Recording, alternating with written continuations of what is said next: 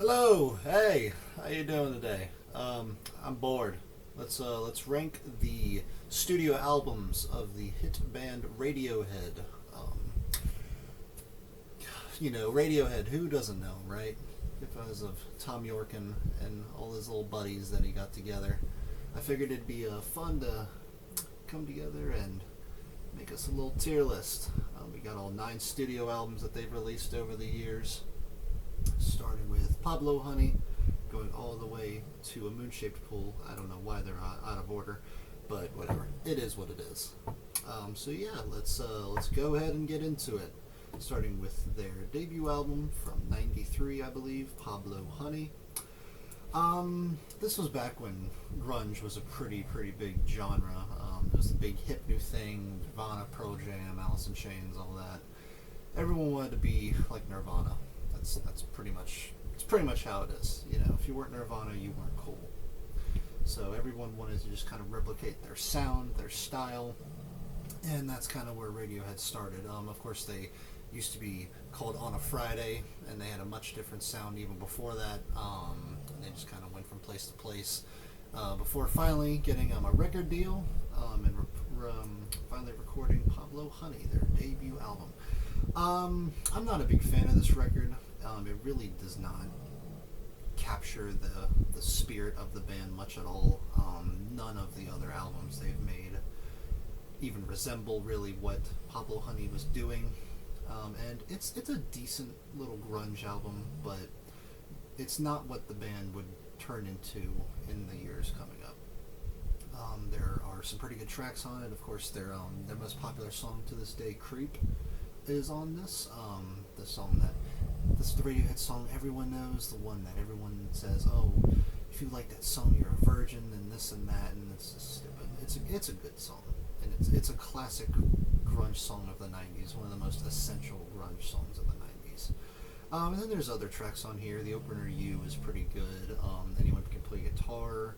The closer "Blowout" is really good, but then there's just some moments on here that are very poor, especially for Radiohead standards and for the album standards in general.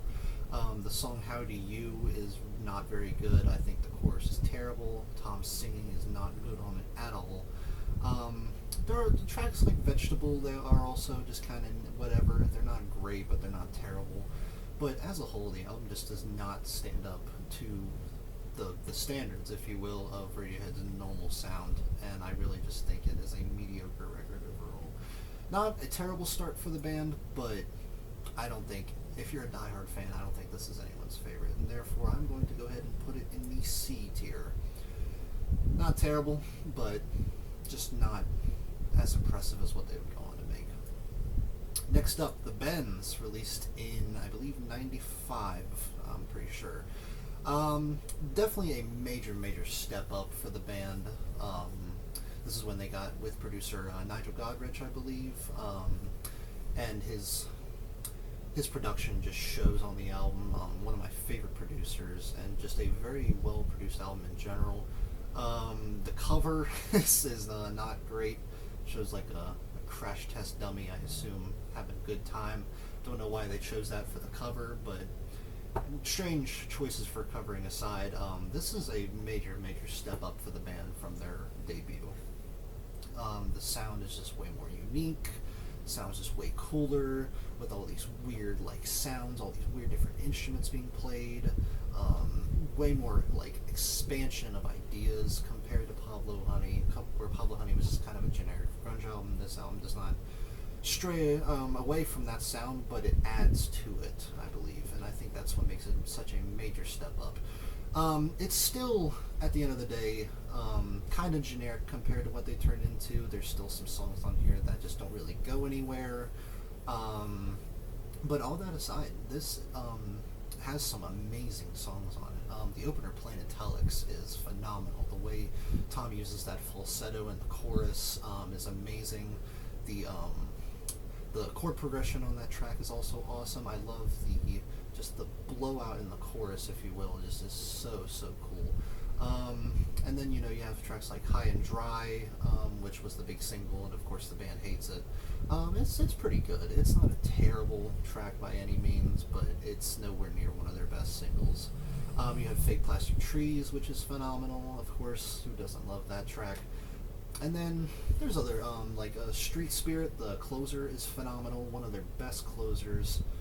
And there's some other good ones on there too, like My Iron Lung, which is actually a critique of Creep and its success, which is pretty cool.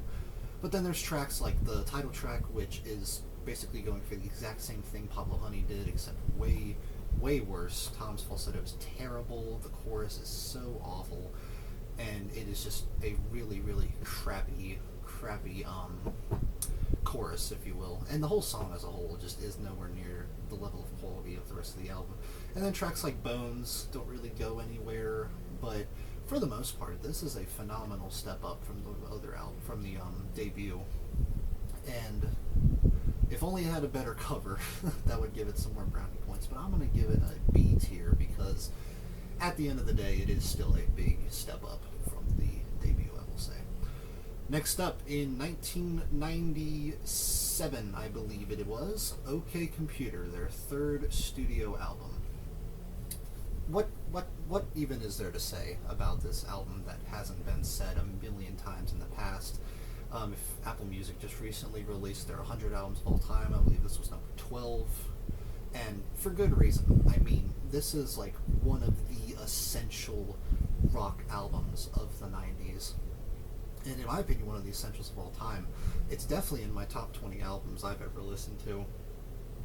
It's just the way they went in just two albums. They went from a generic grunge sound to this weird, synthy, all these different instruments used, all this amazing instrumentation, Tom's incredible voice and his falsettos, and just the writing in general has gone up just so much more compared to the original, what they were doing. And it's just a phenomenal album. Opener Airbag, the usage of like bells in it, like Christmas bells at the very beginning, and it goes throughout the whole song, is so unique. You really don't ever hear that in any other. It really just is a stellar album all around. After Airbag, of course, there is Paranoid Android, which is one of their band's biggest songs, one of their longest songs. The way it's structured is just so cool. Kind of like Bohemian Rhapsody by Queen in a way, where it has multiple different phases throughout it. Starts off, a bit slower, and then it has the big rock boom point in the middle, and then has a very, very slow section near the end, and then ending with the big bombastic rock part again. It's so phenomenal. Very funny lyrics. Even the band has said that the song lyrically is kind of a joke, but I think that just adds to the charm of it all.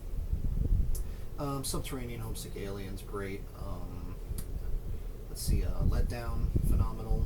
Such a great, bittersweet song. And then you've got Karma Police. I love the outro of that song where he keeps singing, "For a minute there," where he's going on, he has his falsetto going on, and then it ends with the big boom with those weird synthetic noises. It's just really awesome, leading into Fitter Happier, the interlude, and then coming back with Electioneering, which I actually think is quite an underrated song. Has so much energy, it's so bombastic, it's so loud, and everyone says, oh, it doesn't add to the album, and this and this and this. I disagree. I think that it is a great kind of start to the second half, starting off with a big bombastic point, leading into Climbing Up the Walls, which is one of my favorite Radiohead songs ever. I love how eerie it is. I love the bombastic drumming. I love the eerie tone and lyrics. And then Tom's scream at the end is just the whole thing is just great. I love that song. And then, of course, you have No Surprises coming up after that, which, what else can be said about that? A tender lullaby type track. You can't go wrong with No Surprises. That song is just a classic. And then it ends with Lucky and The Tourist, which I'm not a huge fan of The Tourist. I wish it had kind of a more dramatic close, if you will. I actually would prefer if it ended with No Surprises. They just kind of cut it and put it after Lucky and The Tourist. I think that would be a better closer.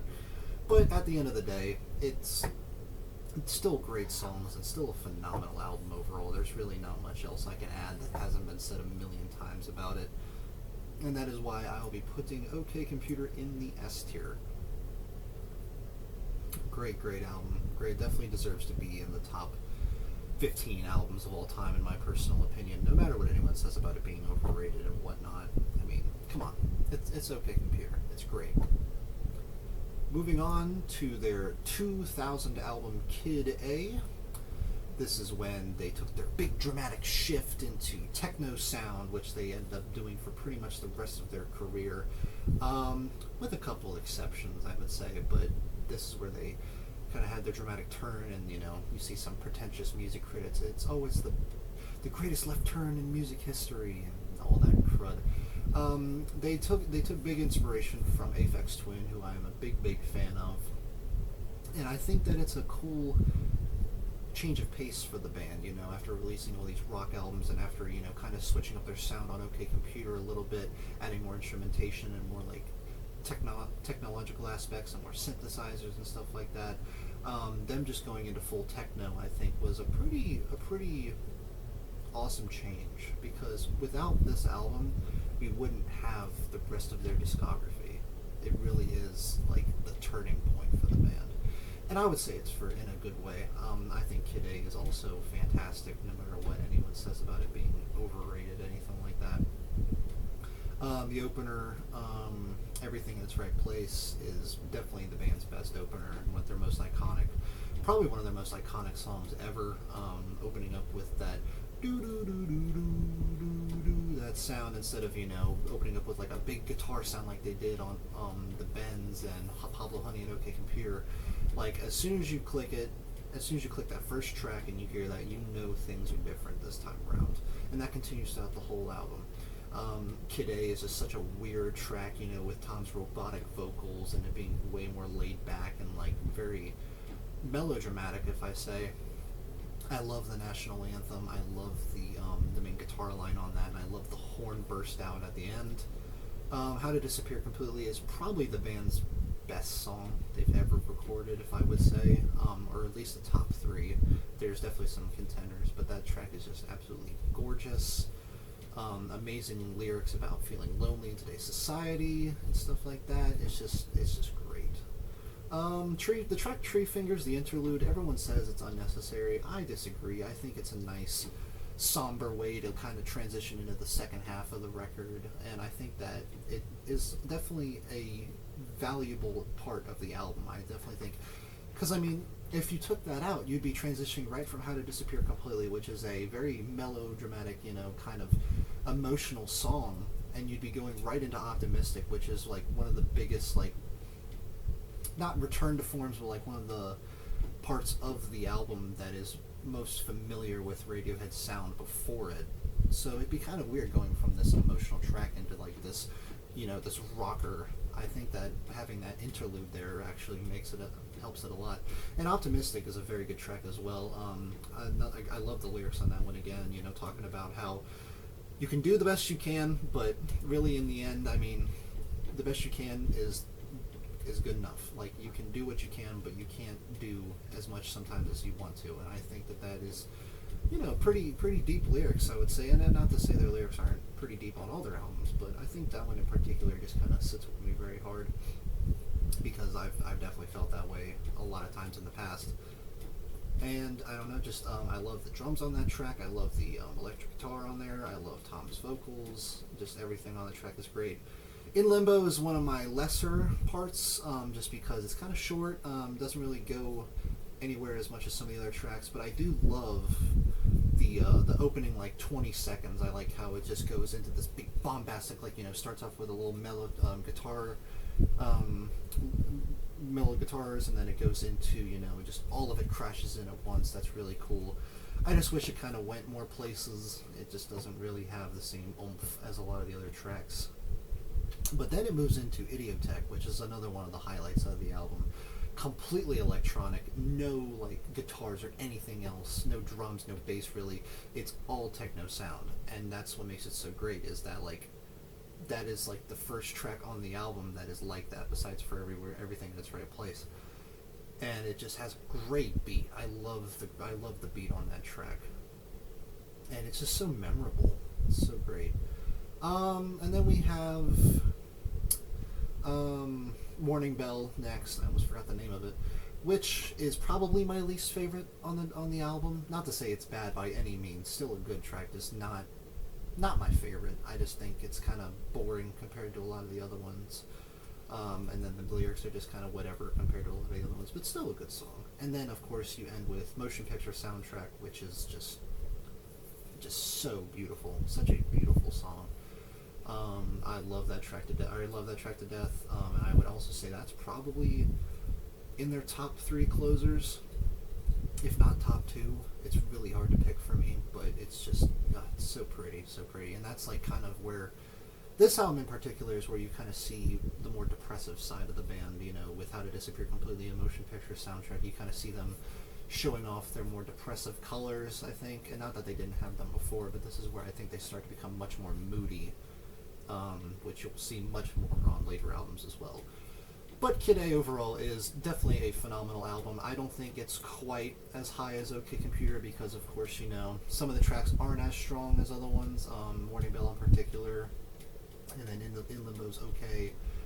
But, I mean, still, this is definitely an album to be proud of, and definitely a major transition for the band that ended up being a big positive for them, I think. So I definitely would say it goes in the A tier. Following that, we have their 2001 album, Amnesiac, which originally the two of them were supposed to be a double album, but they ended up splitting it into 2 halves because they ended up being very different from each other. And I think that was a good thing because I don't think Amnesiac and Kid A, I don't believe that they would mesh well at all. I think they're way too different to be put together. And while Kid Amnesiac, the double album they released a couple years ago, is cool, I think they work much better as separate albums. And Amnesiac is definitely a step down in my opinion from Kid A, but not a major step down, just nowhere near as, just nowhere near as awe-inspiring in the sound. It's not as like big. A lot of the songs on here have very few instruments playing at the same time, like only 2 or 3. Like it's very, very somber, I would say. It's probably their most somber album. Let's see, track by track, Packed Like Sardines. It's a fine opener. Never been one of my favorites, but it leads into Pyramid Song, which is another one of the band's best songs. I love that track. It's so dramatic, and just I love the progression through that song. And more pretentious people, the progression makes the shape of a pyramid, which I really don't care about stuff like that, but if that is the case, then that is really cool. But I just love the way that track sounds, and I love the way Tom sings on that, just like with most other tracks, with some really, really nice lyrics on there too. Next up we have what is probably the band's worst song, or one of their worst songs, which is, of course, Pull Revolving Doors. I don't know what the hell they were thinking with that track. Just terrible. Just doesn't go anywhere. It's like the same loop for almost 4 minutes. If the lyrics, if you can even call them, he's talking about different types of doors. I don't know what they were thinking with that track, but it's kind of funny, but I don't think it's funny enough to be worth putting on the album. I think the album would be better off without it, if I'm being completely honest. You and Whose Army is a pretty good one. It's not one of my favorites, but that one's pretty good. And then we've got other tracks. I actually think Knives Out and Dollars and Cents are very similar to me, and I think it's just because they have very similar progressions, but I prefer Knives Out heavily over Dollars and Cents. I think Knives Out is a great track. Let's see what else we got here. Hunting Bears is the interlude of this album, and I think it is just like Pull, completely unnecessary. It's just kind of like a 2-minute little interlude with just a kind of interesting guitar lick, and that's really it. And I just don't see why it needed to be put on the track list. And it's not even placed in a spot where like an interlude was needed. I just don't see why it was necessary. And then Like Spinning Plates is another one that's just, it's cool that it has the big long intro, but it really doesn't go anywhere, and the track is way too short for that long intro to be needed. It reminds me of a track called from a band called The National on their album Boxer, which is the track's called Squalor Victoria, which is a pretty cool track, but it has a giant like drum-filled opening, and I wish that it was like a longer song because it has this awesome opening, and then it's like another minute and a half after that, and it really doesn't go anywhere. But it just kind of reminds me of that. Like, it could be so much more if they maybe like made it a little bit longer, added more to it. But then we have Life in a Glass House, which is one of the band's best one of the best bands. I cannot talk. One of the band's best closers as well. I love the jazz implementation on it, just like they did with the national anthem at the end. Very, very cool track. I definitely like that one a lot, and it's probably in my top 20 songs of theirs. And for that, I mean, Amnesiac's pretty decent. I'm kind of conflicted on where I should put it. I don't think it's as bad as Pablo Honey. So we'll go ahead and put it in the B, because it has some really, really cool ideas. I just don't think it executes a lot of them very well. But there are still some top Radiohead songs on here. The ones in particular being Pyramid Song and Life in a Glass House. I think those two are definitely contenders for like top 15, top 10. And as a whole, the album just really doesn't come together that well. That's why it's not as high as it could be.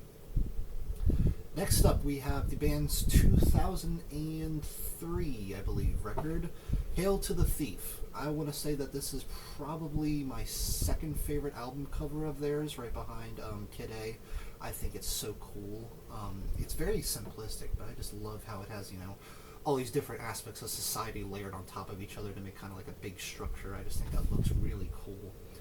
And it represents the album, too, because this is definitely their most political album, because this was around the time where George Bush was in office, and they heavily disagreed with how he did things, and for good reason. But this is kind of a return to form after Kid A and Amnesiac. It still has like that technological implementation. I don't know why I cannot talk.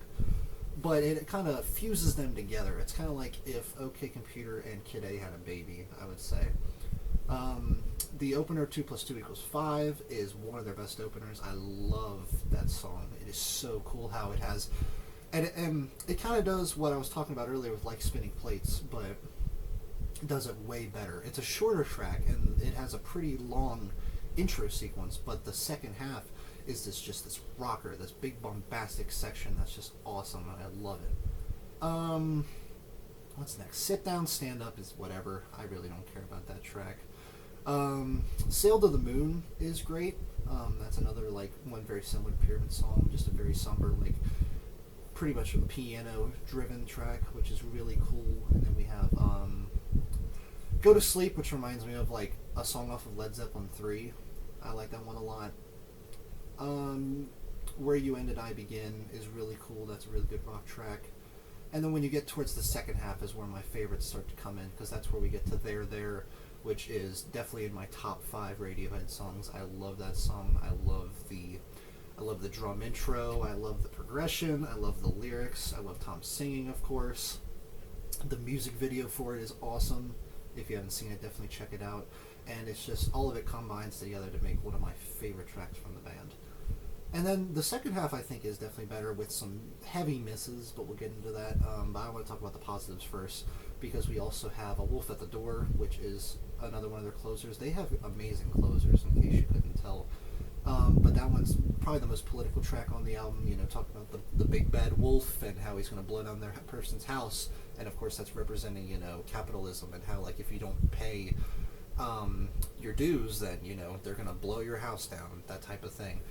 So pretty good commentary on that track, and I just like how it's kind of like Tom rapping, but it's not done like in a cringy way, it's done in like a very serious and cool way.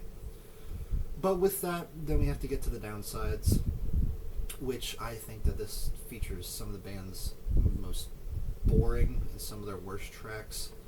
Those including Backdrifts, which sucks. I don't know why they thought that was a good idea, as well as the Gloaming too. The Gloaming is just terrible. I skip that track every time. I don't know why they thought it was a good idea. And I like the opening of it. it just doesn't go anywhere, and it's just really boring. And then same with Scatterbrain, near the end. I think it's the second to last track. Probably one of, if not like their most generic song outside of Pablo Honey. I just doesn't do anything for me.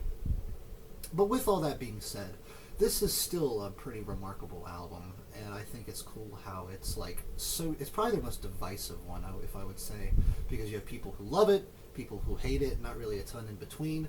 I would consider myself to be kind of in between because I think it has some incredible high moments and then just some really, really bad lows. But I think the highs definitely outweigh the lows, and there alone bumps this up to a B. So I'm gonna go ahead and put Hail to the Thief in the B tier. Pretty good album. Just if they would have cut some of the tracks, it's also their longest album. I think this one, it's like 56 minutes, 14 tracks. I think if they would have trimmed some of the fat, maybe get it down to like 11 tracks, I think people would remember it much more fondly. Excuse me. But yeah, it is what it is. And then next up we have In Rainbows, 2007 album, I believe. Yes, 2007. God, this album is fantastic. I love In Rainbows. Probably a contender for their best album, I would say, right up there with OK Computer. It's just they combined all their elements that they're known for into one just big hodgepodge that is just amazing, amazing. Starting off 15 Step, the opener. I mean, what can be said about their openers that hasn't been said already? Like, my God, this thing is fantastic. Probably their happiest song they've ever made because they're known for being pretty damn depressing. And this track is just so upbeat and just so fun to dance to. It's just amazing. And it has such an awesome little, like, I want to say, I don't know if it's the drum loop, but that drum loop that goes out throughout, like, the first half of the song. It's just so cool, so great. And Body Snatchers, the second track, is probably their most raw song since Pablo Honey, and for a good reason. I love that song as well. I listen to that all the freaking time. And then the third track, Nude, which is probably, I would say, it's either their best or second best song. Just, God, every time I hear it, I start tearing up, especially the last minute and a half. Just I don't even have words for it, honestly. I'm just gonna say, if you haven't listened to it, go give it a listen, because it's just stunning. It's probably one of those tracks I would say is life changing, but I don't want to be a pretentious douchebag when I say that. Next up, let's see, what else do we have? Next up after that, we have Weird Fishes. Yeah, I love the drums on this track. Just another one. It's one of the longer tracks on the album. I think it's the second longest, but it's paid off. It's not just going on and on and on for no reason. The first half, you have those amazing choruses, that amazing drum loop, and then you get to the second half, and the key changes and everything just gets more dramatic, and it just feels so impactful. And I definitely love that track. All I Need, I think that was like the big single, I believe, off the album, and just another great one. Another very somber track. I love the lyrics on that one especially. And then we get Faust Harp, which is kind of like the interlude type track on the album, which everyone hates on. I disagree. I think it's definitely necessary for the album. I just think it would be wouldn't feel the same if it wasn't there. And sure, it's the shortest. It's only about 2 minutes, but I think that it's there for a reason. And then after that, we get Reckoner. I mean, that's a classic. What can I say about that? House of Cards, which is probably my either least favorite or second least favorite. I do like it, of course. I mean, it's still a fantastic song, but I just don't think it does as much for me as pretty much all the other tracks do. Jigsaw Falling Into Place is a banger. That song is fantastic. One of their best rocking songs ever. It's probably their catchiest song, if I would say. I just think it's phenomenal. And I love how Tom, he starts off the song singing pretty low, and then once we get to the second verse, he starts building up, and then he starts screaming. It's just great. I love that track. And then the closer, Videotape. It's so hard to compare because pretty much all of their closers are phenomenal, but I would probably say Videotape is my favorite or second favorite closer of theirs. Just so beautiful, and pretty much only piano on that track. But it just sounds so techno at the same time. It's piano and it's technological. I don't know how they did it. I love that track, and I love this album in general. definitely up there with OK Computer. I think OK Computer is still their best, just for its impact and for the songs in general and just how important it is. But In Rainbows is definitely deserved of being in the S tier as well. And I love that track. I love that whole album to death.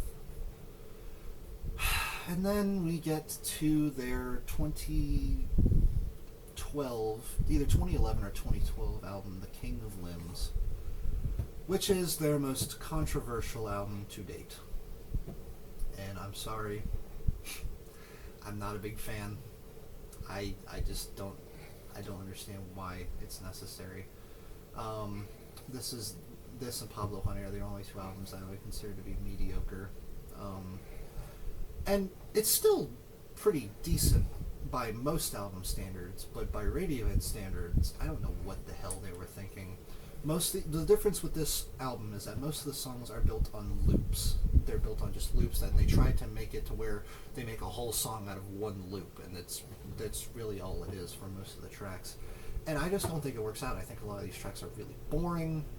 A lot of them really don't go anywhere, and I just don't see why they need to do that for pretty much every track.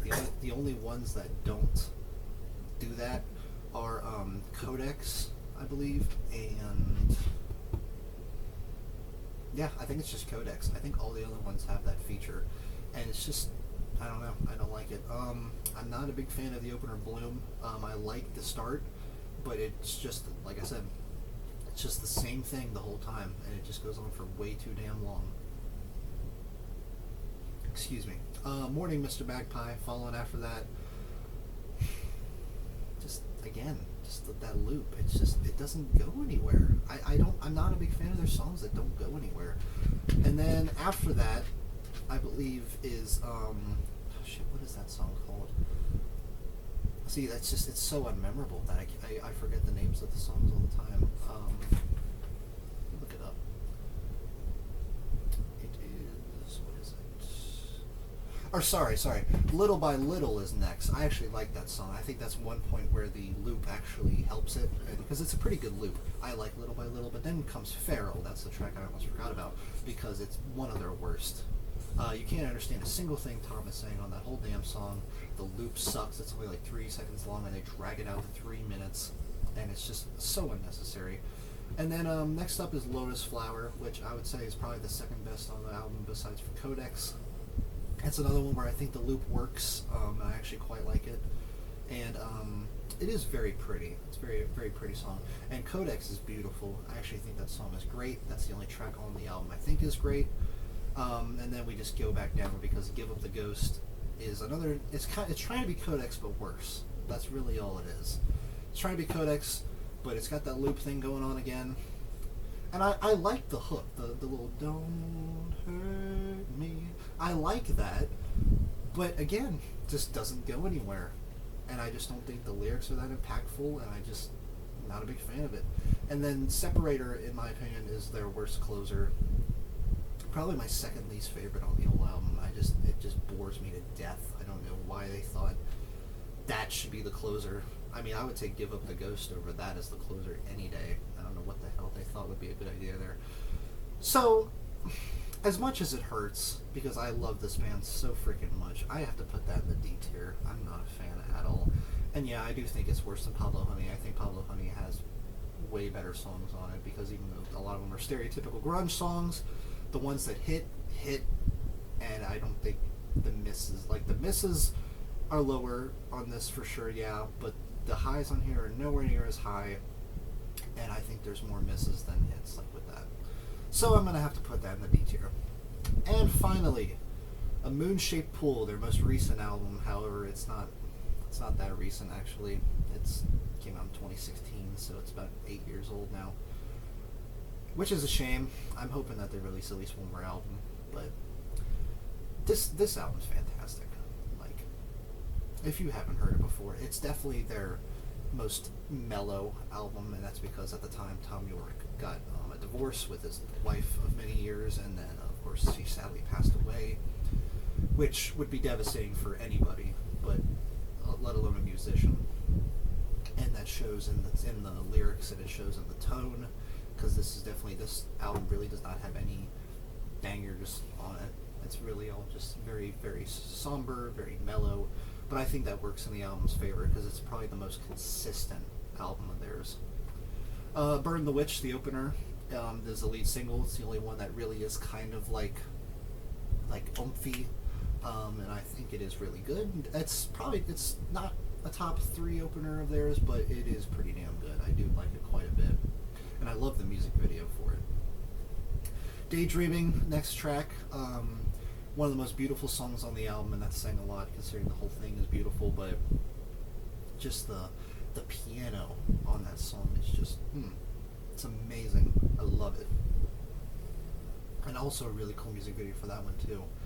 And then we have the combo of it's Dex Dark, which is a pretty good track. Not one of my favorites, but I do like it. And then Desert Island Disc, which again reminds me of a Led Zeppelin song from like Led Zeppelin 3, with just Tom York singing over it. Pretty good track as well.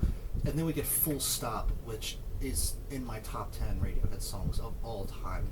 God, I love that song, mainly just for the opening, because it has this phenomenal build-up. One of the best build-ups in any song I've ever heard. That just, it goes from being so like, you could barely hear it at the start, and it builds up over 2 minutes until you finally have Tom coming in with his vocals, and it's just, oh my god, I love it. It's so amazing the way they do that. And it's definitely a contender for one of their best songs. Glass Eyes up next is probably like the interlude track of this album. I think it's better than a lot of their interludes. It's very pretty, just like the rest. And there's not a whole ton to say about it, but it is really nice. Identikit is kind of like the Idiotech of this album. I know it's kind of like a weird comparison, but pretty good. I really like that track. I love the ending with the repeated vocals there, and the build-up is really nice. The Numbers is not one I'm too big on. I just think it's one that doesn't really go anywhere, but again, not terrible. Present Tense is another one of my top 10 Radiohead songs. I think it's gorgeous. I love the lyrics. I just love the beat. I love the guitars. It's phenomenal. Definitely a contender for top 10. And then you have Tinker, Tailor, Soldier, Sailor, Rich Man, Poor Man, Beggar Man, Thief. I think I got the whole name right. Which it's just kind of like the Numbers. It's just kind of there. I don't know. Not a big fan. Those two are the only ones on the album I'm not too big on, just because it's cute. Like, it's a cute little somber song, and it's kind of eerie, but it just doesn't really do anything for me. And then we have True Love Waits, the closer, which is the saddest song the band has ever made. I tear up every fucking time I hear that, and for good reason, because it's based off of. So it originally was written back when they were touring for the Bends, and it's never been released on an album up until this album, and they tinkered with it a bit to fit on the album. You know, tinkered the sound, tinkered the structure a little bit, and they just made it into something absolutely devastating, which is actually representative of the passing of Tom York's wife. And I know a lot of people don't like it, but I think it is a beautiful way to send off the band if this is their final album. And if this is their final album, then this album as a whole is a masterpiece and is a beautiful way to send the band off. And I'm going to go ahead and give it the A tier above Kid A. Yes, I do think that is their third best album. Think of that what you will. But I don't know, man. Just so many amazing tracks on it, and it's just beautiful. But yeah, that is my Radiohead tier list. Of course, last place going with the King of Limbs. If I'm going to give them all a out of 10 rating instead of a S to D tier, it would probably go around a 3 out of 10 for this one, and like a 4, a 6, a 7, a 7, an 8, a 9, and then I would consider both these to be 10 out of 10 personally. Maybe like a 9.5 and then a 10, but that's just kind of what I think. But yeah, that's my Radiohead tier list. Thank you all so much for watching, anyone who chose to. I know it's probably a long video, but I had a lot of fun making this. I am a brand new channel, someone very interested in music. If you're interested, please consider subscribing. I plan to do many more of these in the future for a lot of my favorite bands. I'd love to also do top songs of the decade and stuff like that. So if you would, if you'd want to, I'd appreciate a subscriber. And thank you so much for watching, guys. I really appreciate it. And you all have a wonderful day. Thank you very much.